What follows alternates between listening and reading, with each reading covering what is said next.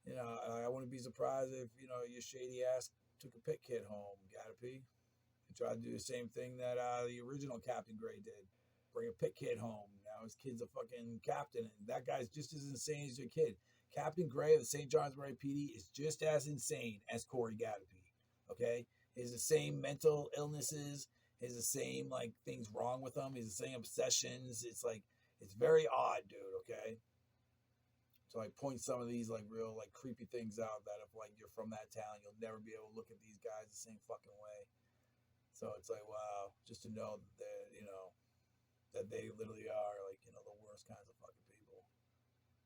There's no way around it to not make it that easy to just point out to and like sit here and talk about how like much of a fucking like lame Corey Major is for being a traitor and like you know you can't even lead up to a DUC like Blues Brothers ending, huh, pal? To all that, Corey, you can't like yeah. I can like re-upload a bunch of our old shit, tell the best of stories and shit, anything funny, anything good. I can do all that, Corey, and then in the end, still fucking hate you. And in the end, you still haven't found a way to somehow bring it to that Blues Brothers ending that you spoke of. Oh, I'd rather that. Yeah, I'm sure you would rather that, ass nigga. It's definitely not going to go that way, ass nigga, if you're fucking illegal Afghan, Corey Major. Like, what the fuck, dude? Damn. And your whole point, and like, you did all that shit. You stabbed me in the back of the fucking tree farm, dude, to begin with. That's all you? Like, wow, man. Just all the times you fucked me over, Corey. Like, you know how much I like fucking hate you, dude? Your ass should be in jail for life, Corey, or fucking, you know, for that tree farm shit. Your ass should be, you know, not smiling on fucking, yeah. Not smiling on Facebook, nigga. You should be getting fucking like, yeah. I don't know. You know, like my mind isn't like, yeah. My mind obviously isn't fucking PG, dude. I think Corey Major should be like, you know, getting beat down in a fucking rape cage all fucking day, dude. Like I sound like a dickhead. And I know like people have like tried to frame me and put me in those situations. And I don't want to say like, you know, you should just be put in that type of situation, but you should be like, you know, put on trial for a lot of the shit that you've done. Like, you know, if guilty, like, you know, maybe amount to something like that. But, you know, not even close, obviously. But, you know, it's how my mind works. So, you know, like I think they should shave Marissa's head, dude, and whatever she had them do to me, you know, within her school that I don't go to, where the fuck St. Johnsbury Academy like is, dude. I washed dishes there for like a year, dude, and that's it. It was a horrible fucking experience working there because Ben Lamazzi was working there. And you know, it's just some crazy ass fucking felon who thinks like, yeah, he's a dish room manager or some crazy shit, dude, and like a gang rag, like alum you know, dish router and thinks that's his rag too. Like these people, like all these people think Marissa Nori is their fucking rag at one point or another, you know. And it's like it's almost like, you know, and her mission is just to like destroy my life and help like some kid doing life, a guy doing life in the beginning anyway. So whatever happens as far as like, you know, the army intercepting her and passing her off to Gattapi's kid, it's like I can't really, you know, even then before having these talks with Gattapi, it's like, all right, dude, like I'm not saying that it's like, you know, not saying it's anything that I want back either. Like mostly at that moment, it's like, man, but it's like they just want more and more of your life. You know what I'm saying? They want like, yeah, they just want way too much. And then, but you know what they don't want? They don't want this Corey Gattapi kid to go to jail finally. You know what I'm saying? For like internet crimes and fucking, you know, bomb type shit. They don't want this guy. This guy should still be in jail for whatever the bomb thing was back then, dude. That kid should still be in jail. Like, what did you want to do? You wanted to blow up a fucking school's computer lab with Marissa because you guys were banned for like doing something to me on the grounds in the first place, and now you're both going in and out of there acting like it's all fucking dandy. It's like you guys were literally gonna like set off a bomb in their computer lab, dude. All right, and you guys get caught like doing it's like you know, and you just I don't know, It's really creepy, bud. So, little fucking creepy ass kid, Corey Gattapi shouldn't be there. Your family shouldn't be allowed on that. You shouldn't be working the courthouse, Steve. I don't know, just a big variety of things. You shouldn't be a cop, Steve. I don't know. whole variety of things you shouldn't be, Steve Gattapi. Shouldn't be trying to, look at the cases with my name on them, dude. Are you out of your mind, dude? Haven't you tried this enough, Steve Gattapi? Don't you think it's like time to hang him up, dude? And maybe send your kid back to the Illuminati room to count tums. Like, I don't know. If we're talking Illuminati, you can't keep character or be a normal fucking dude. You gotta be a ruthless rape doll, fucking pedophile, right off the bat when I meet you, dude, huh? Ready to murder people for one swig of rag juice. That's Steve Gattapi, dude. Okay. No matter what you say, that's Steve Gattapi, dude. Some fucking lunatic who literally murder frames someone for a little bit of rag juice. I guarantee you he's doing it right now, with the fucking grandkid. He's doing the same kind of moves, hurting the same kind of families and children and framing people and bad court stuff. Guarantee fucking to you right now. So it's that funny how stupid this fucking guy Steve Gattapi really is. He's just as stupid as this fucking Marissa girl. As far as I don't know, man. I've met guys like McBride, dude, who had way more support than you guys did, way richer towns, and were involved with richer people on criminal levels and shit, or incriminations. You're not that fucking special, dude. I see McBride lose his job. You should not have a job, Stephen Gattapi. There's no question around it. It's I don't know. Same with Bickford and Gray. It's I don't know. Cops fuck up and lose their jobs, man. So just join the unemployment line, Bick, and hurry the fuck up. So, oh man, what a shitty day, huh? What a shitty way to end the Still Snitching series. Well, it's not ending it. This is probably the last one that's going to come out before the mixtape's finished. Maybe not. Maybe we'll just do a series of these randoms, huh? I'm going to fire my fucking joint probably and just keep talking. I'm going to go get some more blue juice. Be right back. Yeah, so what I was saying, right? So we're trying to talk about botched endings. Same with Bickford and Gray, dude.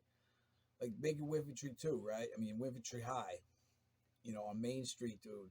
When I'm sitting on the bench and shit and writing out those lyrics and stuff, dude. I mean, what is it, 2021, dude? I'm just remembering slow. I don't even remember what they've done and how bad of guys they really are. I'm just thinking maybe tiny little beef, help their boys and arrested me or something. But it's nah, dude, it's an endless, huge beef. It's man, that sucks, dude. And what, you guys don't know how to all you guys know how to do is bully Illuminati and frame Illuminati. You guys don't know how to do the reverse shit, where it's okay, now you fucked up and you've been given directions to build it back up to a point. It's you have every opportunity in the fucking world, dude, to do a proper Illuminati move right then and there during that series of events. Okay, we're gonna hire Eddie, or we're gonna be Eddie's boy. Let's go do some epic shit. I don't even know, dude. Anything to make it, because you're basing it all off of watching these early, dude. Oh, it's really anything to I don't know, dude. To not just want. It's are they really relying on we're gonna rat on Marissa? Like I was saying, it's seriously.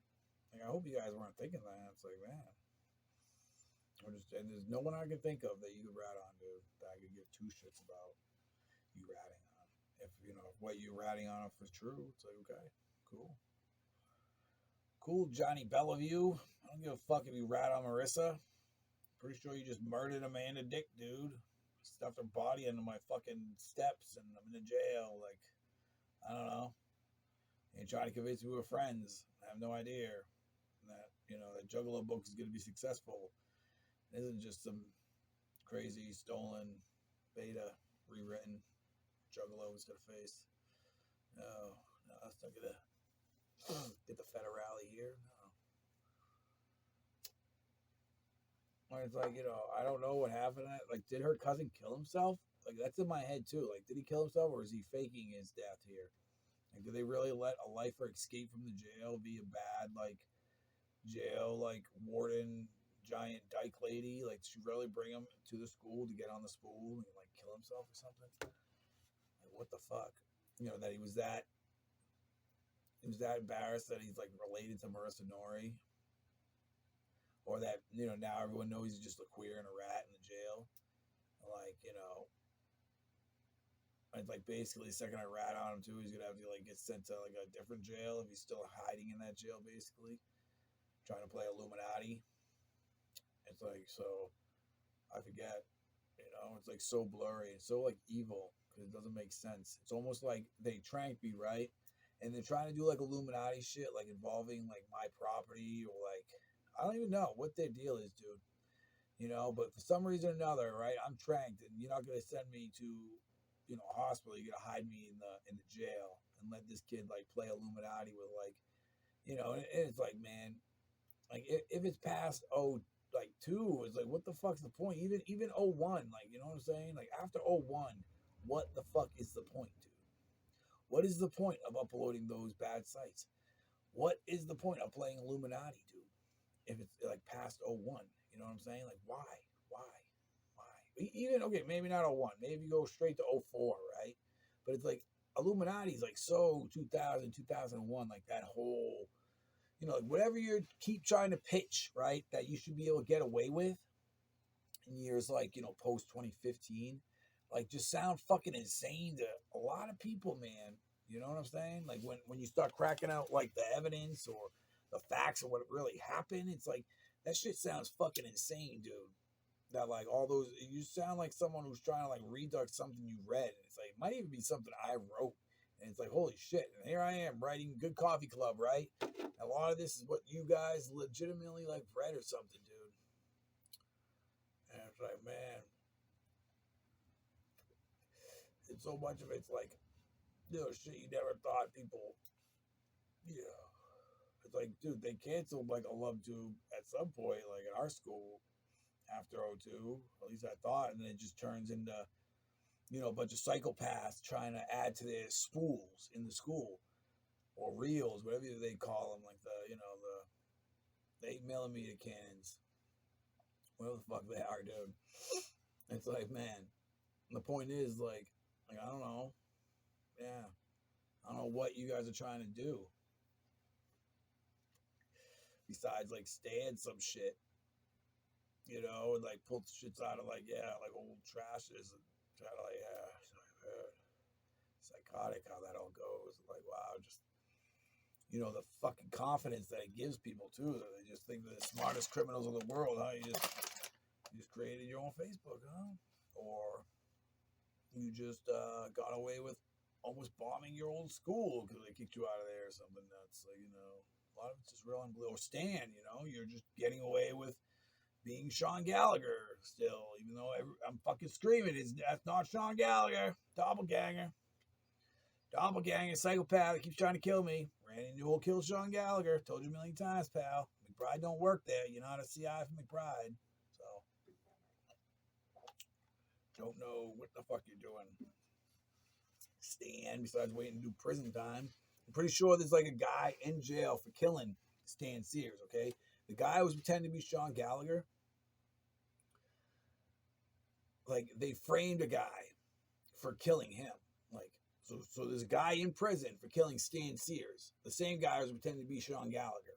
You see what I'm saying? So it's very important that we make sure this guy is no longer pretending to be Sean Gallagher. And if that's true, we make sure the person who killed Stan Sears is out of fucking prison, okay? Like, it's not that hard to figure out, like, what's correct and what's not to do. If fucking that's Stan Sears and there's a guy in fucking Rhode Island pen for fucking murder, it's like, let the guy out. Stan Sears right here, doppelganger Sean Gallagher, dude. You guys want him? Come get him. Somehow he forged his way in the army with Steve Gattapi. Didn't excel much, but hey, more bad docs on bad docs, so but at the bottom, your name's fucking Stan Sears, dude. It's not Sean Gallagher. Can you get the fuck out of my life permanently? Forever? That would be great. Whoever the fuck you are. You know? That's how I feel, dude. It's like hardly a shoot interview. It's just like, you know what I mean? It's like how my Twitter just got shut down too, because I'm just like, fucking, like, why not? Just, I've told the story. Now I just want to, like, yeah, kind of lay him in a little bit. Instead of highlighting for the last part before the mixtape comes out. Or all right, still snitching. Part 10, part 2. Got a little upset there. It's a lot to handle, man. Just, remembering, summer '02 when, the house is empty and stuff in Sandwich. And, I'm not sure where Sean is. And he's trying to locate him, but like very half-assedly, does not want to call state PD. Feels confident that he's provided the same gun they murdered Sean with back to Sansas because the wife was hiding it after they murdered Sean. And, which somehow Randy Newell had to begin with, and might have just been Laura's like gun that she got from one of them to begin with. Like, I don't even know, dude. But somehow, he gives his gun back to Sanchez too this whole same day, hoping that Sanchez is gonna kill me for some money he just gave him that he's not giving me. He's like, oh, I literally just gave him money too. I guess I don't have to, kill you or whatever. Like, or I don't know. Like, I don't know why he's leaving right now. But this is after like a night of like, man, like really strange Illuminati shit, like same with like Alicia Hale, like trying to flap around like a fucking dragon, like during the GED mess after 2010 in St. Johnsbury. Her stealing like my the contents inside my education folder, dumping it, forging a GED for the sped school there or the adult ed school there locally. So, it's a lot like that, though, of an experience where he's like trying to throw game that he would normally, a Sean, who's not here, Sean is dead, and he would be going to 7th grade, as we say. And, this is like 21 years later, so again, extra year before I start, busting this shit out, where it's like, man, there's no fucking way that someone who's like spent most of his life trying to get me put in prison, it's gonna look fucking innocent when I start saying like like you're literally like admitting that Sean's dead, and you're just gonna throw this game at me because you don't want to waste the Illuminati like moves. You want to show me your moves, and they're not really your moves. And, like it's the shit I was doing during Christmas when I was making that music, like Santa Claus is coming to town. It's silly shit, dude. I don't know. It's like South Park moves, and it's something that it looks like they're copying and like adding on to with like a strut and like a whiskey twist, like some real creepy ass fucking shit. I don't know how to describe it, but he's doing that, like trying to throw game at me, like who you, who me, like trying to throw game about like going to dances, being like denied, like how do you like shadily ask a girl to dance during a dance? Who you, me, oh no, like he's like really, it's like man, it's really trippy in my mind, and these fleeting moments, you think your dad would be working out some kind of situation, because here I am, fresh back from Weymouth, trying to live with the prices and that going disastrous, and here he is not ready to to make a 2-man plan, not trying to take me to Vermont and hide me out till I'm 18. I mean, I'm 16. I'm like on the run from DYS now, basically. Till arrest, but not like running. It's just you're just AWOL or whatever. So until arrest, I'm fucking just hanging out in an empty house, I guess, like in between a lot of the Carrie stuff and a lot of stuff that doesn't make sense with Dan Wood and shit, who's Christian uncle, not the other guy. And like, I don't know, dude. So much of that just upsets me. With that whole thing about framing me, man. And like just the obsession these motherfuckers had with going in and out of Sandwich High School, watching whatever I'd already made like in '01. And it's like a lot of that is just me talking that jive, dude, thinking I'm gonna get murdered.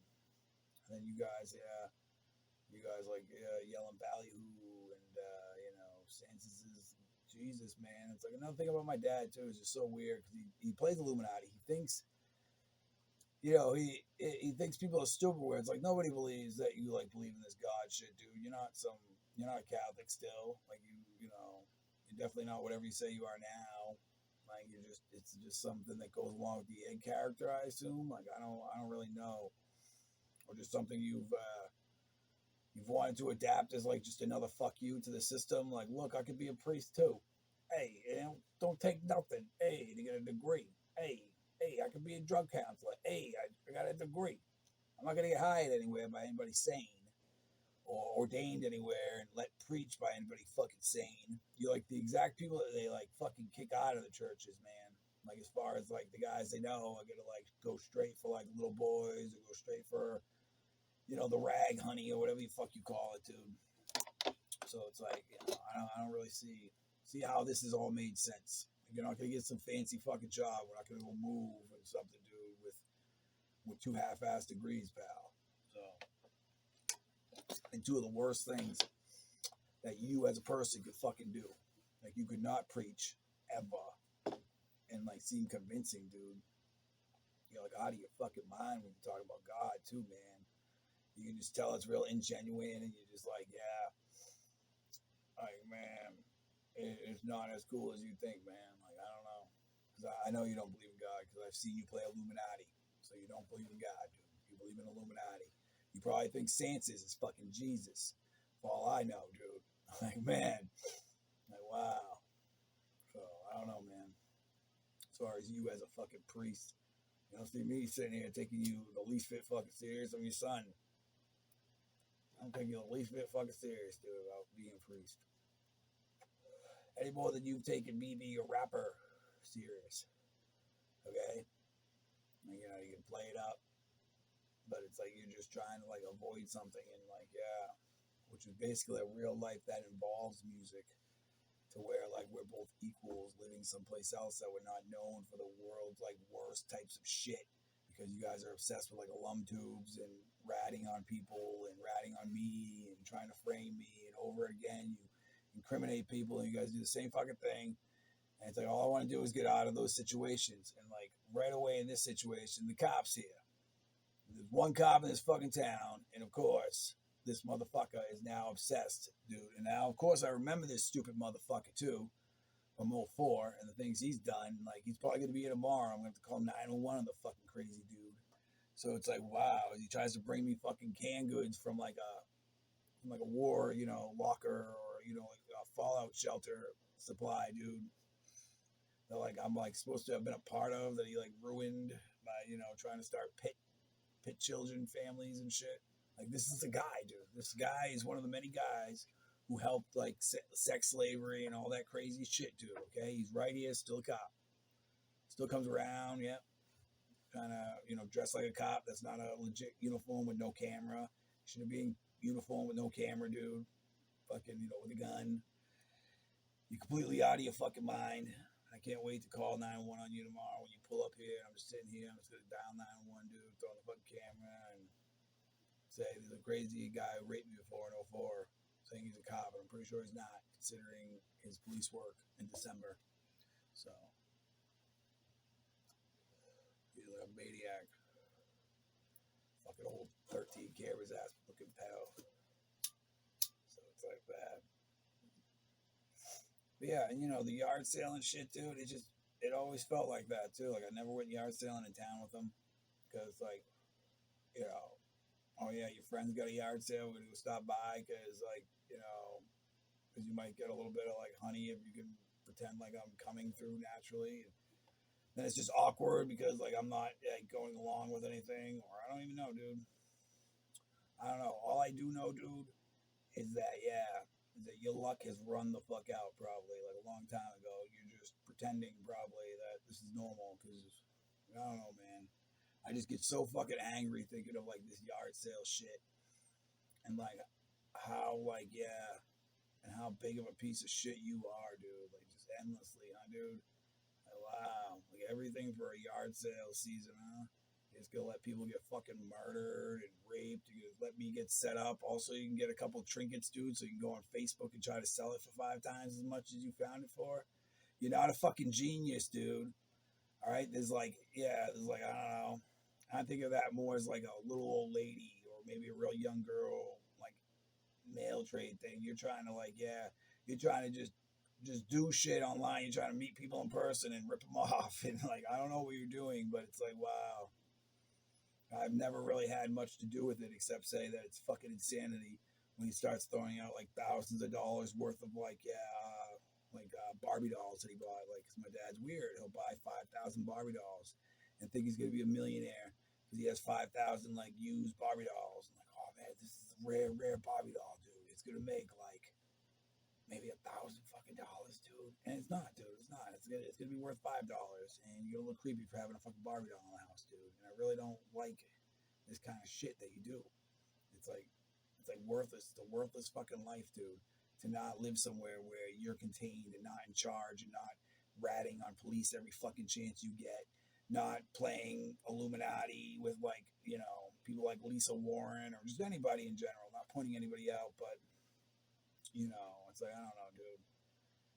People's luck run out, man. It's usually time to duck and cover and move after you've done that kind of shit in towns. If you've really done anything Illuminati style inside of a Salvation Army, dude, you need to leave that town 5 years ago. And not expect, that last swizzle of rag juice or that last, opening of the big trunk in the back. You open up the treasure trunk, dude. This is the thing that's got the good things in it. Like, that's the Illuminati trunk, dude. Like, I don't know, man. Like, everything about this is so fucking lame, dude. And, the fact that it's like you're coming off as like a gay guy who's like obsessed with me sexually too, it's really creepy, man. Like, you have no idea how creepy this fucking situation is, Ed. Okay? You're a fucking weirdo, dude. Okay? You were in it to rape your daughters. Okay? It's 20 years later after 2 of your sons, on paper, you can say they're not my kids. On paper, you admitted one time or another that Sean Gallagher, Joey Gallagher are your sons. Okay? They're dead. Okay? Facts. 21 years later, you can't bring the real ones back to life, okay? There's a fake one running around still, Stan. But, you can't just bring these people back to life and, make it make sense. All you can do is, hope for the best that you still convince people, other people convince people that, like, I'm insane or shouldn't be taken to a hospital to be evaluated for what they've done to me in St. Johnsbury, like, under your thumb, dude. Like, I don't know, man. But, you're mad at me a lot of your life because you think I ruined your early life. It's like, man, there's no fucking way your life was half as bad as my early life, bud, okay? Just look at how you ended up. You had a couple hands on the way. You're not handing me on the way. You're like trying to stop everything and anything that's possible by being a stupid fuck and trying to set me up every fucking chance you get with like some of your Illuminati buds, dude. In any situation, or your army buds who are still playing Illuminati. Like, I don't know. And I don't know how it's been going for the last 2 years, dude. If it's been all, hot shot, big hundo, bopping around the Salvation Army, throwing, fives at the wolf and the chicks, like, hey, I got this. I'm King Trash Gang, man. And it's like, I don't really, And the only way we're going to get on spools if we, drug and, creep out my kid. Whatever you're doing, it's like, I don't know, man. Some of those memories are just so evil and so fucking dark, dude. All combined with like your enraged jealousy, my just desperation after 09, 08 on Cape Cod again, like, coming back, just trying to, I don't know, and having it ruined right away with the Bellevue people at McDonald's. Like, I'm just trying to work at McDonald's, maybe make music, and then instantly those Bellevue people like trying to get me like framed or doppelgang me at the McDonald's. Like, right away. It's only 2010. That's the only time I've ever worked after 2010, dude. Like, just that 1 week or two, like at McDonald's, dude. That's like really crazy, dude. It's like a lot of that is like you coming in and out of there saying, oh, my kid's famous. Oh, rapper. It's like, motherfucker, I'm not famous, dude. Okay, I need to work a real job in a real town that's not like fucking ready to murder me every fucking time your faggot ass says something, dude. Like, stupid on purpose to get people going, oh, yeah. Oh, singer, he's a singer. Oh, yeah, oh. Did you guys ever hear of Joey Gallagher, my other son? He's dead, and I don't give a fuck, because I'm Ed Gallagher. Oh, hundo, oh, yeah, buy, sell, trade. I mean, I don't know. It's a better stick than, you wiggling the fucking shades or blowing, like, Andrew Goff fucking house nigga kisses, dude. Like, I don't know, man. Or, yeah, trying to knuck with everybody but me. Like, man, I don't know.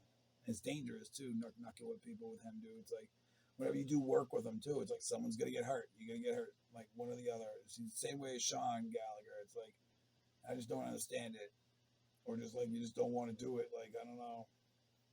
It's like wow. It's like wow. I just yeah.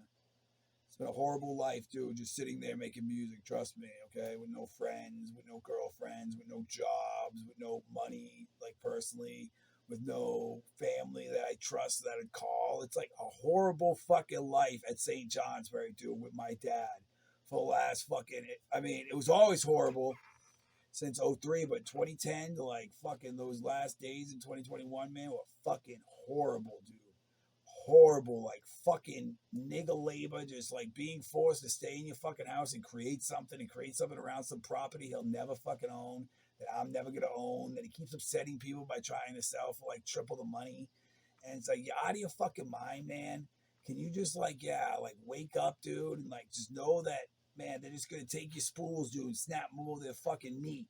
Like anything you're on that you created, they so like if it's not incriminating, it's not worth it anyways. If they can't use it to put your ass in jail, it's not like they're gonna play it and say this is a great fucking guy. This is a horrible fucking person, okay, who's done everything he could to like, yeah, to prevent these things that like he probably can't make happen now for one reason or another. You know, just like a lot of these people, you've like destroyed stuff and really hoped something else was going to take off like a frame, and you wouldn't be sitting here trying to explain why there's no plumbing in this fucking shack because you weren't really planning to stay here while I not around you anymore in St. Johnsbury. You were just gonna stay here for a day and pretend and keep coming back to St. Johnsbury to fuck with me.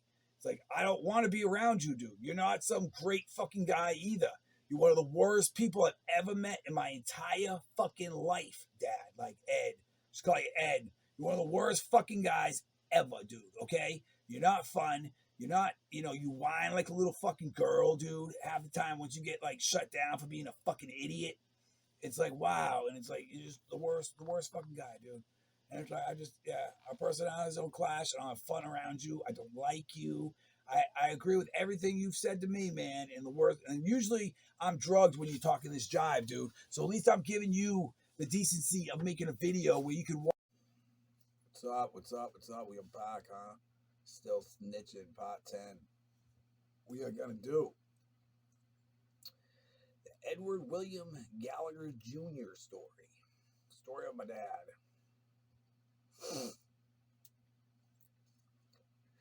It is not the fun-loving, family man of 6 and change,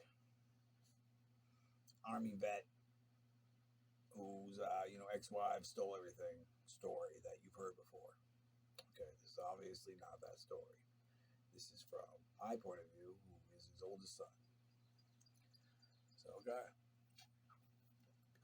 One of my first memories of my dad, dude, is I'm about 5 years old and he's taking me to the Catholic school, right, to see if they're gonna let me in for kindergarten and like join their whole Catholic thing as like a student and shit. And obviously, like, there's limited spots in these classes. Like, you want to go to the Catholic school if you're from Woonsocket. You don't want to go to the hood school if you're just a white kid, like in the middle of the hood. So it's like you don't want to go to the city school. I mean, you want to go to the fucking Catholic school, like most of the cops kids and shit, more or less, or cops and like state workers, so like the high echelon around the city. It's like you want to go to school there. So somehow I get in there, but it's only because I have so much Illuminati loot, which is all based on like old songs being like recycled and residual and shit. So, but the first thing I remember, dude, is before we go there, we have to go to the bank. And, you go in the bank, the lady, like, make sure you have money and shit. And, you come back, and then, you come back out, and I come back out of the bank. And before I got in the bank, my dad, like, said something like, see if she winks at you or some shit. And it's like, okay. And, like, when I get back to the car, he's asking me, and, I'm probably still a little dazed, this 5-year-old, and just want to eat my candy bar. And, like, like he asked me, like, what the fuck did you say? It's like, First, I have no idea what he's talking about. Then I must click in for a few minutes.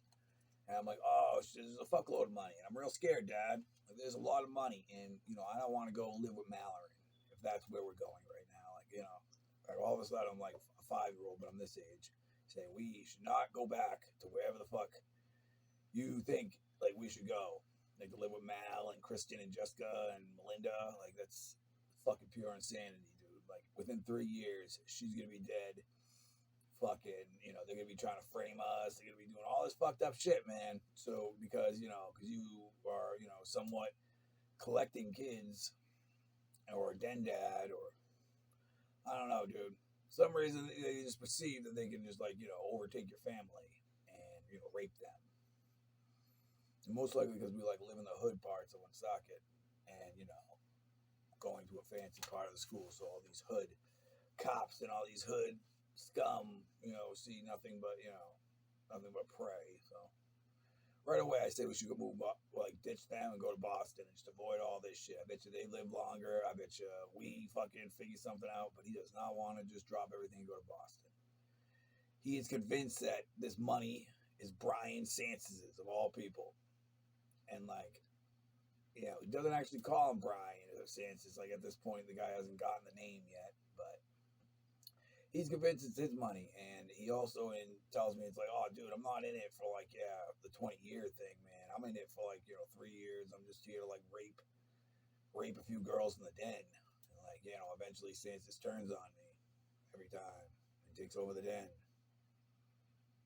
After he's killed my oldest kid, I've let him do this several times, and I do it so I can rape my own daughters. What are you telling 5-year-old me? Or I'm in it for the taboo. The old good quote, which just means I'm in it to rape my daughters, dude, and rape my sisters. I don't know, get some good old taboo in this life. So, all right, man. And then I just remember, that's and I'll never remember that until recently too. Well, little parts of it, you know what I'm saying? But that's how it begins, when you're 5 years old, they bring you to some bank, and they're probably seeing if you got any actual education money locked into you. It's like, yes, I happen to have written thousands and thousands of songs. And normally in schools in America, being able to write music is pretty substantial. Being able to write poetry is pretty substantial. So it's like being able to write endless amounts of lyrics is pretty substantial. So yeah, there was a pretty substantial amount of money to begin with in there. They're talking 50 million Illuminati, for this kid, me, for go to fucking school till 8th grade, and then if I get into high school, there's all this other shit available, and it's really insane, And I'm only 5, so oh man, we need to get the fuck away from them, and just go to click in his head. I'll never remember this. And I just go through the worst kinds of shit, and just everything I told him too happens, everything. And he says it's the best 3 years I have with Mal. It's okay, yeah, we need to not cash in on those, dude. Okay, we need to because trust me, they're not worth the memories. I bet you hardly remember the shit. I hardly remember it, and it's not worth it. Okay, at best she's just a delusional bipolar lady, like Mallory, like my mom. And just all girls like that, they need heroin eventually, dude. Okay, they need benzophenes. They need all these kinds of shit to calm down and not strike and try to murder people like Laura Robinson. Bitches like that need heroin, or and I'm talking about prescription. I'm talking about illegal. But they should be on some type of heroin, some type of benzophine, so they don't think they can just leave dead bodies of their stepchildren and move to Vermont, magically in '02, and everything's gonna be all good, right? Because Sue Davrin or something, or you got the ins, you're gonna be able to frame the rest of the kids and everyone. Yeah, it's all gonna work out because we're so fucking smart. And it's wow, but it's not smart, dude. You don't come off smart at all, man. You don't come off charming, dude. The whole and I know that I don't know why you're strict, you don't do around me is based on stooge shit, and people hate it. People hate people who do stooge shit, dude. And I'm not even from anywhere near that life or fan base, but I just know that people just generally do not like when people start knucking people. It's all right, just like Tommy said, do I grab a hammer and just start bashing you off the fucking head, dude, to make up for all these knucks? What do you want me to do? It's and then there's the whole Dugas, similar, toothpaste toothpick twisting, like, he thinks he's like a, Chicano gang member with Tommy Voorhees, all right, yeah, nigga. Yeah, I see you, nigga. I don't see much. I just see, man, like, the bottom of the barrel, like, fat, like a Dugas, dude. This is, like a Dukes. I just see fucking, something like that, incredible, that, like, I don't want to be vulnerable to, dude, anymore. Like, I don't want to be chancing myself to get attacked by stand-seers or drugged and put on loom tubes and shit, dude, for a Salvation Army reel. I just definitely don't want that ever again, dude. Like, wow. Like, horrible. I've been in a shack for 2 fucking years, and your dumbass is, like, sitting in a house that's probably, like, based around, like, some kind of thing with me, dude. And it's like, for some reason, you just won't leave the house. Like, I'm never gonna own it. You're never gonna own it. Like, just give it back to the fucking town, dude, and leave. Like we were supposed to in 2018. I'm not sure, yeah. I'm not sure if this ever crosses your mind, dude, but it's like, wow. Surely does mine nowadays. Every 5 fucking minutes, dude. I think of, like, 2002, and you just, like, dancing pretty much, like, yeehaw!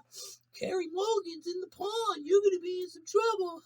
See you in 20 years. You can snitch on me then. That's like those are like words you're saying, dude, to a guy that you're smelling salting awake. Who's your kid? It's 2002.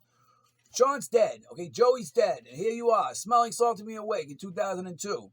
Bragging how you are going to frame me with Brian Sansis and others, Tommy and Dan Wood. You're going to frame me for Carrie Mulligan's murder, who is still missing, Dad. Carrie Mulligan, Sandwich, Mass. Still missing. What isn't sinking through this fucking guy's head, dude, is, like, what really angers me when I start talking about my dad and just how, like, really stupid this guy is, or just how cute he thinks he is. And it's like, man, how many fucking times does everybody have to turn on you after you've turned on me? Like, you have to do it every time. You have to turn on me and watch everybody turn on you. And then turn around, right? And not say something like, like, oh, shit, now I got to, like, be good with Eddie and get the fuck out of here. No, you're going to go and, like, Stan, dude, what's the ballyhoo? What's the ballyhoo on the room, dude? We're good, right, dude? Like, wow, Andrew's still tight with us and shit, man. Wow, dude. Wow, Salvation Army people say hi, dude. That's what, I mean, that's how I hope you act in between some of this shit, dude. There's no way you just sit there and you don't fucking worry about Sean Gallagher being dead, Joey Gallagher being fucking dead. This girl, Carrie Mulligan, dude, is still missing, dude. There's no fucking way you just sit there and never think of this shit, dude. There's no way you never run to somebody and, like, beg them for answers, dude. There's just no fucking way, dude, that you just sit there and have no fucking emotions, dude, whatsoever about 2 fucking dead, like, brothers of mine, dude. And you just think I want to, like, what, go yard sailing all fucking summer with your ass, nigga? You think I want to drive around, nigga, so you could set us up in situations, you stupid ass motherfucker? Huh? So what, you could, so your mind can, like, fuck with you and you're like, oh, he's fucking my ex-wife. And, like, realize that there's no chance of that actually happening or anything to do with me, dude. And what are you going to do? Like, try to let people murder me, dude? And, I'm big. I got education, which is another thing, dude. You're, like, worthless in your degrees. You're still sweeping fucking floors for free just to go into fucking Salvation Army and hang with people. Like, you just wasted, like, 10 years of our fucking lives, dude. Just like you said you were going to too. Okay? You said you were going to be the biggest queer about everything, man. If this Carrie Mulligan plan doesn't pop off, I'm still going to be a queer the whole way, dude. I'm going to be a queer. And what did you do the first time when I get up here, dude? After all that shit happens, the first, like, 6 months you spend just calling me a faggot. You call me a faggot left and right the whole fucking time, dude. Whatever happened to me is okay. I don't know. I think Stan fucking Sears stabbed me. And you call me a faggot because I ain't fucking dead, dude, okay? That's what I think, man. Like, wow. I don't know. Like, how doesn't my dad, like, worry about this shit, dude?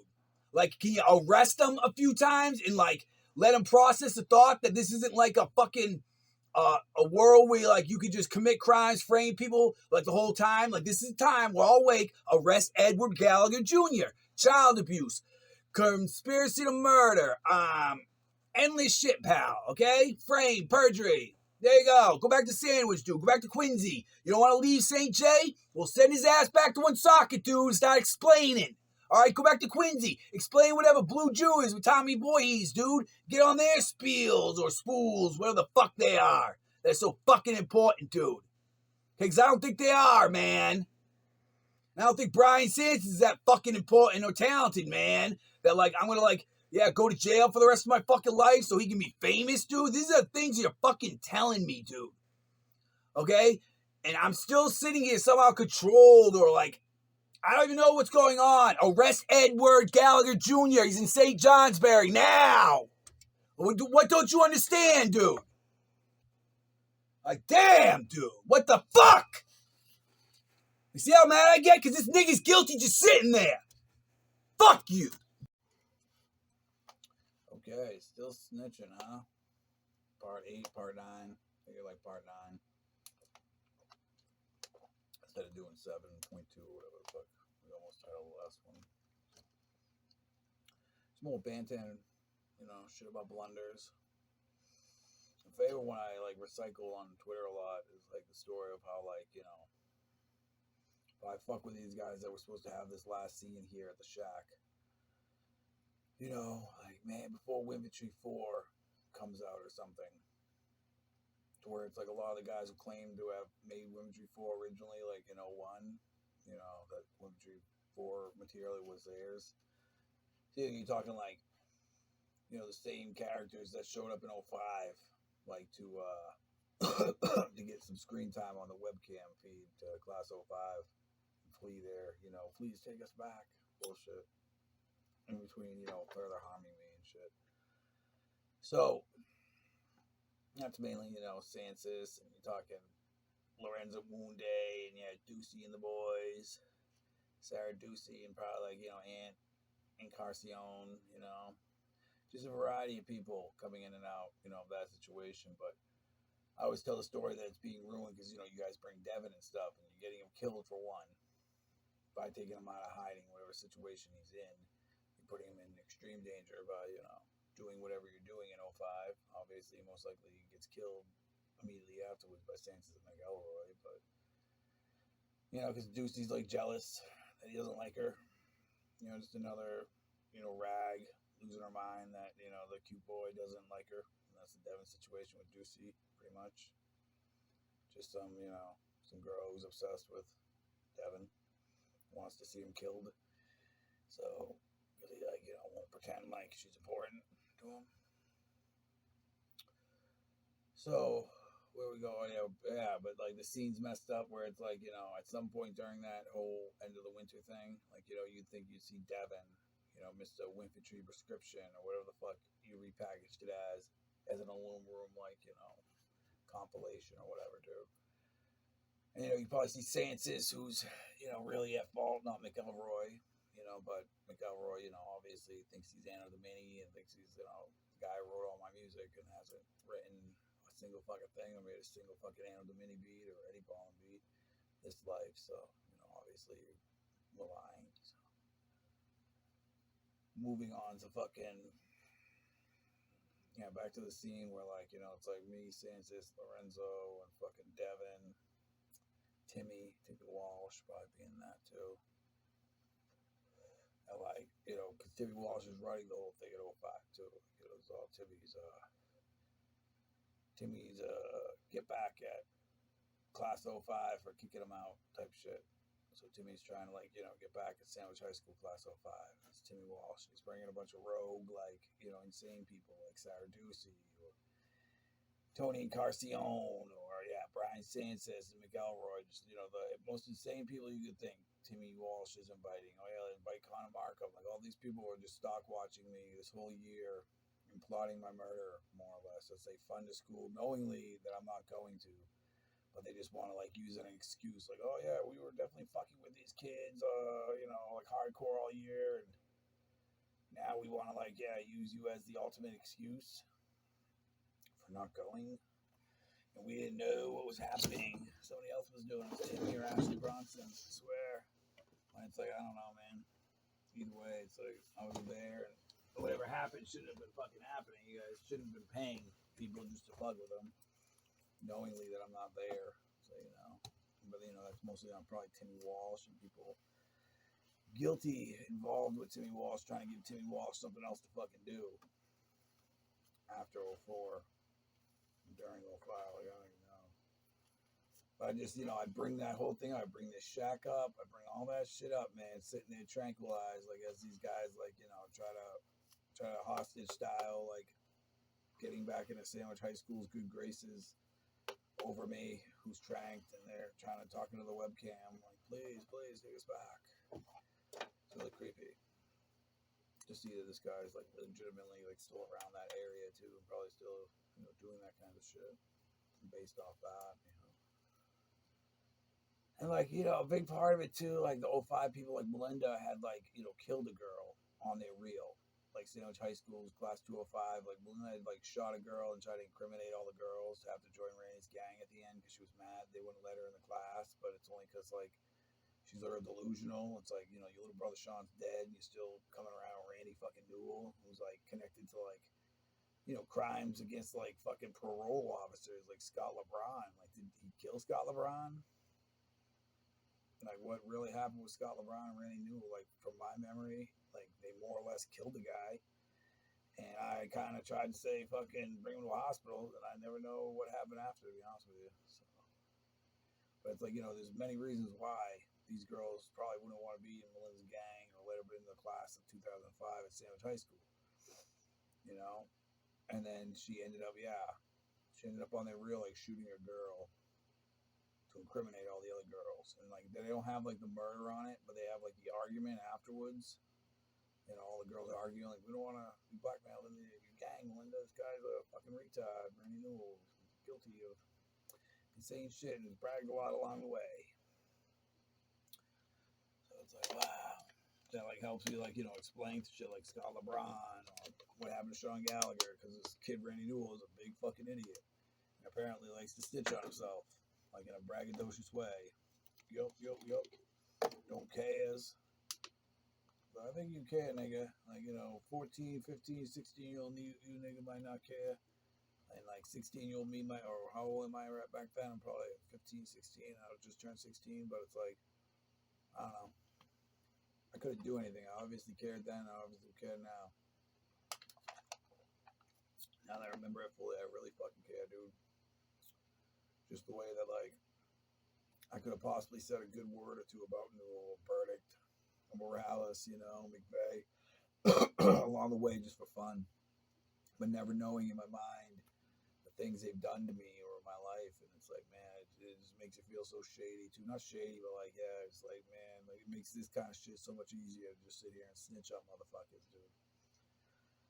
Because it's like, wow, give a nigga a heads up or something. Like, man, you do not, like, you do not want to be Stan Sears at the end, dude, fucking trying to convince people that they love you as much as they would have loved to see Sean or something, dude. You just don't want to be that nigga, dude.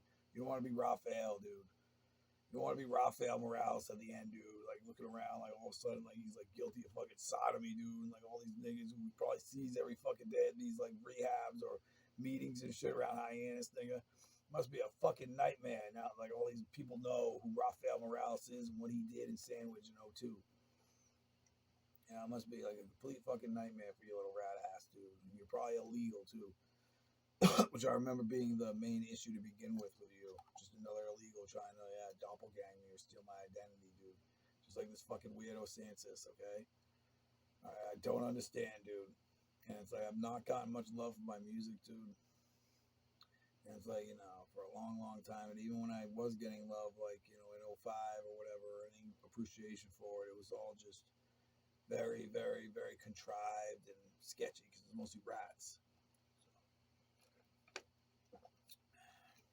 People ratting on me, like, ahead of time.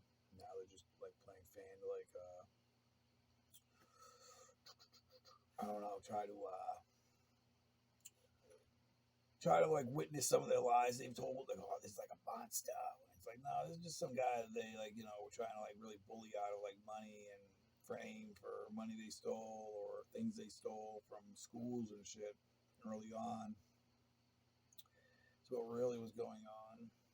And then yeah, around '05 when I'm making the CDs, they're just trying to like give me back like something they'd stolen, and it's probably gonna get killed eventually. You just want some Vermont kid running around with ABAB and AB Life on Parole. Yeah, those are two great CDs to just give a Vermont kid to run around with and say he completely rode. And yeah, he didn't really last long after all that. What, 5 years before it's like an unquestionable death that no one can explain fully, you know?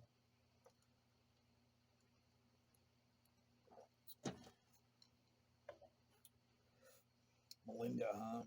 Melinda Gallagher. I fucking hate Melinda Gallagher, dude, with a passion. My little sister. She, she really does think like Randy Newell's her brother. Okay, she thinks that's her actual brother since like a young age. I'm not sure how young, but she's always thought Randy Newell was her brother, and she's always had a way of like rewriting like anything we do good for her, me personally, or just anybody that I'm involved in trying to help her. She rewrites it or like retells a story where it's like where it's somebody else getting credit for stuff. Where I've helped this retarded like person many times, Melinda Gallagher. She obviously is mentally ill. She obviously loves heroin and loves benzophenes more than she loves anything. Okay? She's obviously a dangerous drug addict who shouldn't have guns or shouldn't be allowed to enter schools and, try to approach reels and use Illuminati or alum material. This girl is someone who is on the Sandwich High School 2005 reel. She didn't go to Sandwich High School. She went to a tech school and quit at the end and was a hopeful to get put in, but they didn't let her in. And she shot a girl, tried to incriminate everyone to let her in, and now they don't like her. So instantly faulting with that class through Melinda is horrifying.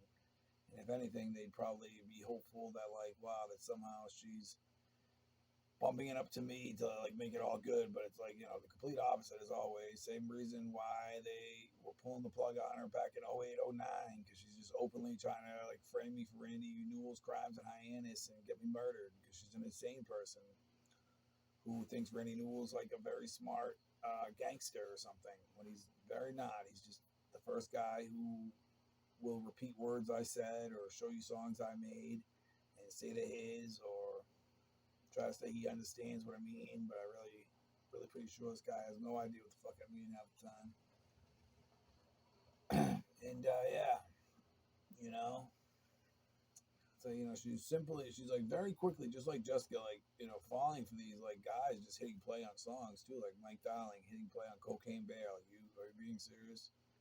You don't know my voice, or what's the other one? The fucking that was Randy Newell with another gang whore, dude. A lot of these are ones that Randy Newell shows people that I'm making and putting out right now. Like he shows these people right off the bat too. It's like, what do you try to say that like in 20 fucking years you somehow learn how to rap and write properly and fucking yeah, and you're just gonna make this album that sounds like something Eddie's would have made?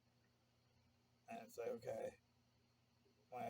So what is this, the end of it, where like you guys all realize like how retarded you are, and Good Coffee is just another fucking mixtape, and Ballyhoo's just a fucking trick to get some creepy dude Val to keep bugging that bitch on a fucking alum phone so that she can like send a fucking motorcade to a fucking courthouse and get a restraining order on some dude Val who came from Sandwich High School. And it's like somehow creeping around fucking St. Johnsbury still. So keep an eye out for Ballyhoo Val, your local art center. Stealing whatever he can from Eddie still. Open stage, Ballyhoo. So man, I really hope that isn't the same guy, dude. Like, man, that would be so fucking creepy. Just thinking of that.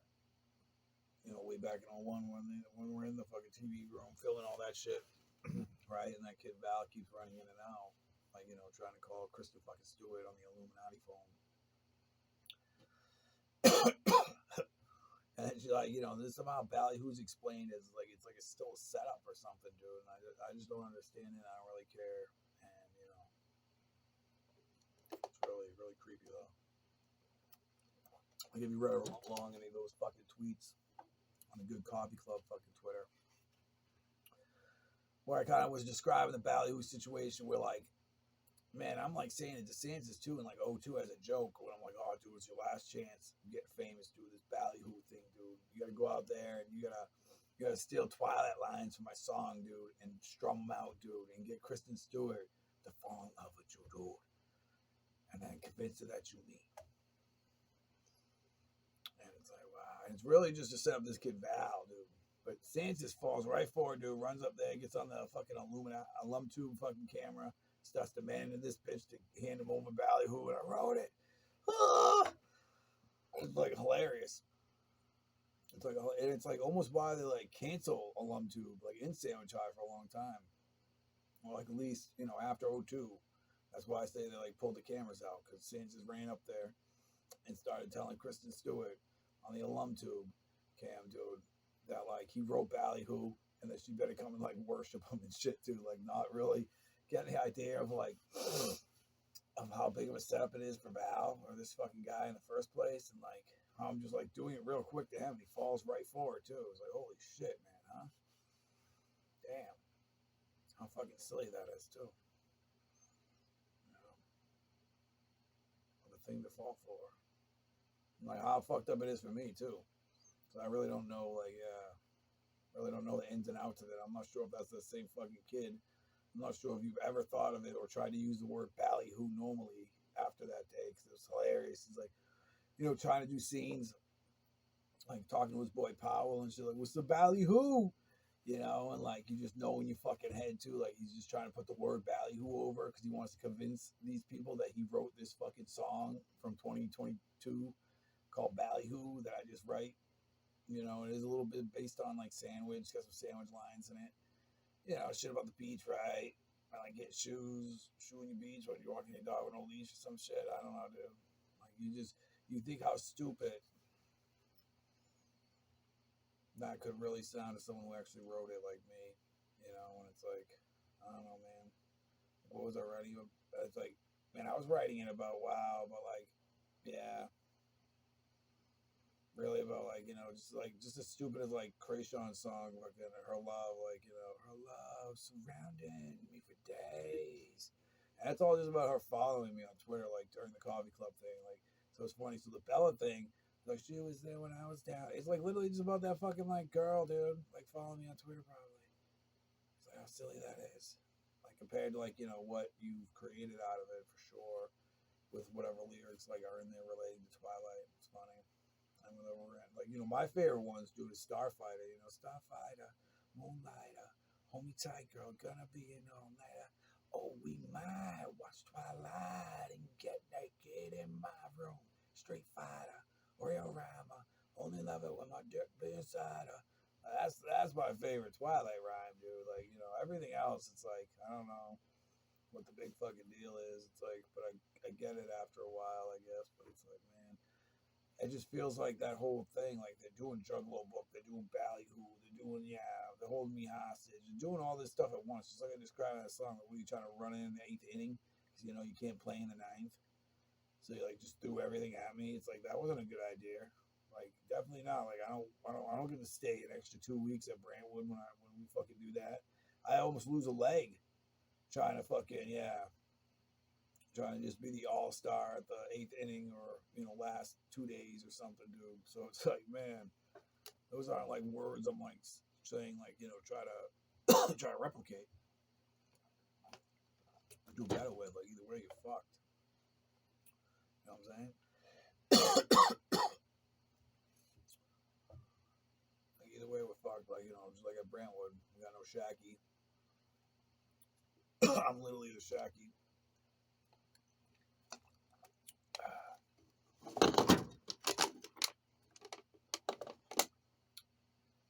Shacky, we're not boys. Getting kind of dark out here now. We're only at 18 minutes, but man, there's just more banter and Illuminati spiel and blunders and stuff. I think some more blunders too. Blunders, another thing. Okay, Jessica Gallagher in a wedding in 2016, right? It was a year after I do the thing where I try to go to Charlie's Barbershop in Sandwich, dude. She has a wedding scheduled like suddenly at fucking what do you call that place, dude? Fuck, Daniel Webster Inn. So it's in Sandwich, for Christ's sake. So at least the reception is like never in a million fucking years would I ever do that. We'll see that in 2015. So it's like the blunder is like, wow, I don't even know. Like, yeah, doing so much shit in 2015.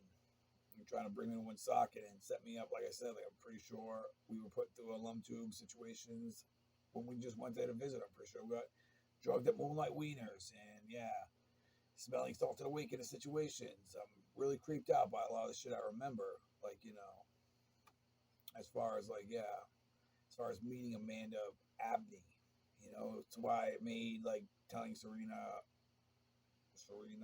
cares, or like not even telling her, just never even giving a fuck. Like, wow, after two conversations, if that, like, okay, you know, I just want you to know that it's like very based upon like, wow, my experience last time and since then. And yes, here I am coming out of a hospital, and you could not be any more rude. So, just like my other four sisters, it's gonna throw you right on the list of don't ever fucking talk to me again. And like, you know, rat on actual criminals. Like, leave me the fuck alone. There's no reward. There's no lotto ticket that says snitch on your brother and you get 50K. Okay, Jessica Gallagher lied to you. Her pedo boyfriends lied to you. I am sorry. Moving along. That is a botch though, because they couldn't get me there in the fucking wedding, dude. Like, they probably had massive plans to fuck me over at the wedding. It's like, no matter what you say, I would not go to that fucking wedding in a million fucking years. And it's like, in a way, it's like, you know, it's like you feel right, like they don't want you to go, okay? And it's like, okay, but then you know that like they really like the whole thing, like, but it's supposed to be based on like, you know, fucking with you. It's probably supposed to be based on that. And it's like all the other Illuminati moves are probably just, yeah, real scumbag ass shit that people are gonna hate you for. And who knows why it's such a big deal? Like, nobody even fucking cares. Not like her and Steve Dinsmore are gonna fake a wedding and split hooker pimp money from the last 15 years. Like, nobody gives a fuck. Okay, just do it quietly. Like, why do you gotta, yeah, pretend like you're getting married and then divorced in a year and then blame me? Like, trust me, that guy was trying to sell you, Jessica, before Christmas '09. Like, he, you know, was gonna divorce you anyways. All right, you are not the prize you fucking think. You can't cook, you can't clean. You pretty much eat cat food because you're like mentally ill, and it's like, I don't know, you know. So yeah, that's your own blunder. And it's like, you know, who knows, right?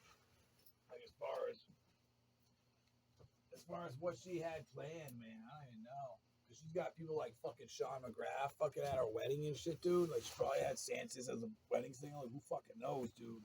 You got Sean McGrath there, my doppelganger from every other fucking class I've ever been in Sandwich, dude. Like, oh yeah, just who I want to see, Sean McGrath and Maria Matthews.